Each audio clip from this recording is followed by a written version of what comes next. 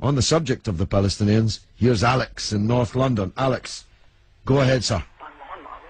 Hi George, I'm calling from North London. I've been listening to you for 3 months now. Okay. Never had the chance to speak to you. Okay. But I was just calling on. I was listening to you a couple of nights ago, and you were talking to these people, and they were saying that Israel, the Jews, did not have the right to gain Israel from the Palestinians. And I was just saying, throughout history, the Jews have been persecuted, obviously, from the Holocaust, and we were granted Israel as a result of this. And I feel that... granted by whom? We were granted from Britain and other countries, granted us that. Well, what right did Britain have to grant you somebody else's country? Well, it's due because we lost 6 million people. No. I'm not arguing about that. I'm going to come on to that. But what right did Britain have to grant you somebody else's country? We had the right because we lost 6 million people and we did not have a home. Well, yeah, I'm going to ask you for a third time. What right did Britain have to grant you somebody else's country? Well, they didn't. Well, they were giving us the right because it was they were basically gave us because of the. But they gave you somebody else's country. That's the point I'm making, Alex. Can you deal with it? Yeah, but the Jews have had to have also had to. They've dealt with this throughout history. Well, Alex, I don't know if you came on with a script and you can't deviate from it. Can you please answer that point? And we'll come to the Holocaust and who was responsible for it and who should have paid and what they should have paid for it. But given that you've said Britain granted you, and you're presumably saying you because you're Jewish, somebody else's country, I'm asking you, what right did Britain have to grant you somebody else's country? Britain, you could say they didn't have a right, but they came in and dealt with us and with the Jews having lost all these lives, and they basically granted us this land. Okay. Well, I see I'm getting nowhere on this, Alex, so let me deal with your overarching point. Maybe you're just not equipped to deal with the principal point that I have made. The Jews have suffered racist anti-Semitism down the ages in many, many European countries, including our own. They were subject to regular discrimination at best, and pogrom and murder at most. That's undoubtedly true.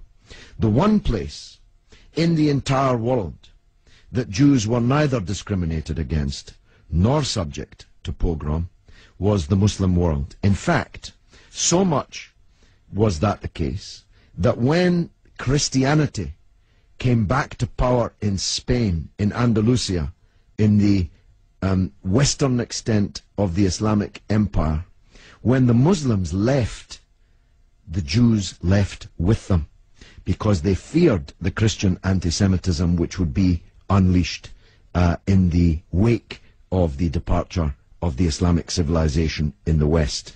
That's why so many Jews are to be found even today, and were to be found in profusion before the creation of the State of Israel, in countries like Morocco and along the North African coast, because under the protection of the Muslims, the Jews left Europe and went to live in North Africa.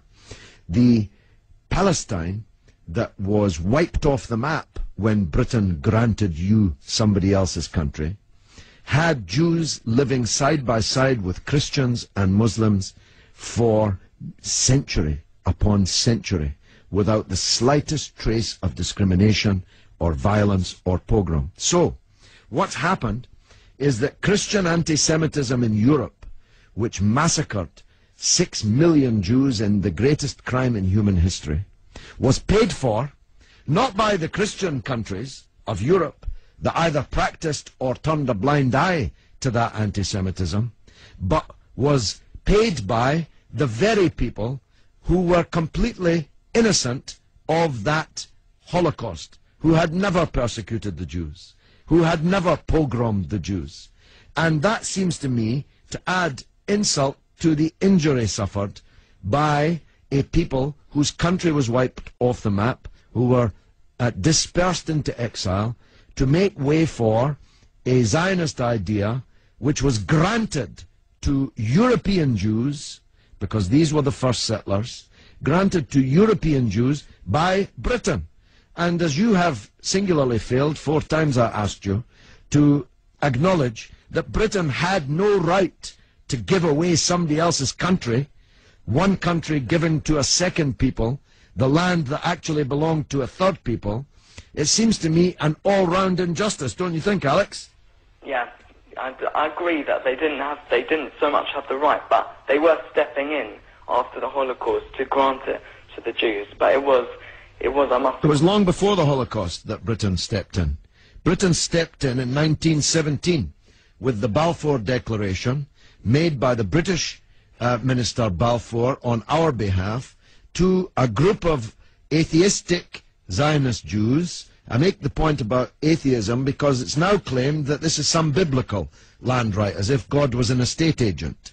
The men to whom Israel was promised were atheistic Jews. They were not only not speaking for all Jews, they represented at that time in 1917 a tiny proportion of the world's Jews. Most of the world's Jews supported communist or socialist parties and ideas at that time. The Zionists represented a tiny sliver of Jewish opinion at that time. Yet Balfour promised them the land which belonged to a third people, without consulting either the British or the world's Jews, and least of all, consulting the Palestinians. Okay, well, thanks very much for talking. Okay, Alex, thanks for listening, my friend.